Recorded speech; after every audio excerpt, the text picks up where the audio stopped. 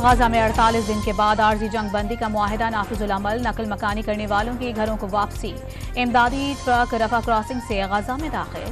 Non filers کے خلاف بڑی کارروائی شروع، ایف بی آر نے 4 لاکھ نان فائلر کو نوٹس بھیج دیے، جواب نہ دینے والوں کے خلاف بجلی اور گیس کے کنیکشن منقطع سمیت سخت کارروائی کی جائے گی۔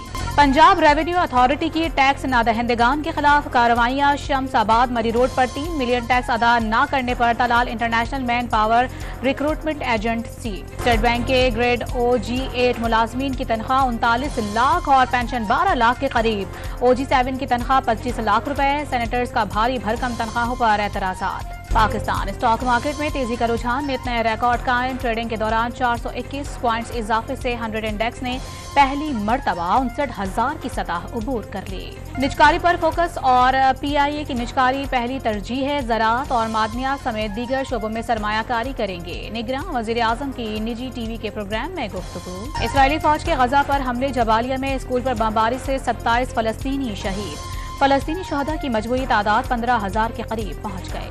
پاکستان نے مسئلہ فلسطین کے حل میں بہت اہم کردار ادا کیا، پاکستانی کوششوں سے جدہ میں عرب اسلامک ممالک کا اجلاس ہوا، نگراں وزیر خارجہ کا سینٹ میں اظہار خیال۔ پنجاب کے 6 اضلاع میں اسموگ روکنے کے لیے آج اور کل تعلیمی ادارے بند، مارکیٹ دوپہر 3 بجے کھلیں گی، اتوار کو بازار مکمل بند رہیں گے۔ لاہور میں اسموگ لاک ڈاؤن کی مکمل پابندی، انکانہ صاحب میں اسمارٹ لاک ڈاؤن کے باوجود جمعہ بازار لگ گیا، شیخوپورہ میں دکانداروں نے احکامات کو ہوا میں اڑا دیا۔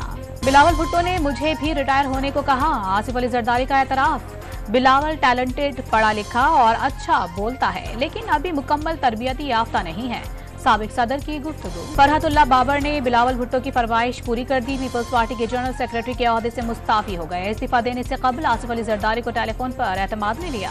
نون لیگ نے سندھ کی بااثر شخصیات غلام مرتضیٰ جتوئی، ٹھٹا کے شرازی خاندان، ملک اسد سکندر مخدوم اور جنیجو خاندان سے رابطے کر لیے۔ کراچی میں صفائی نہیں، گٹر ابل رہے ہیں، نگراں وزیر اعلیٰ سندھ کا سالڈ ویسٹ مینجمنٹ بورڈ کی کارکردگی پر ناراضگی کا اظہار، گندگی پر کسی کو معاف نہ کرنے کا اعلان۔ کراچی کی مقامی عدالت میں اورنگی ڈکیتی کیس کی سماعت، گرفتار D S P Umair Tariq سمیت 4 ملزمان کو جوڈیشل ریمانڈ پر جیل بھیج دیا گیا۔ نوشکی میں پولیس کی مبینہ فائرنگ سے خاتون کی ہلاکت پر لواحقین اور علاقہ مکینوں کا احتجاج، کوئٹہ تفتان روڈ بند کر دی، ملوث پولیس اہلکاروں کی گرفتاری کا مطالبہ۔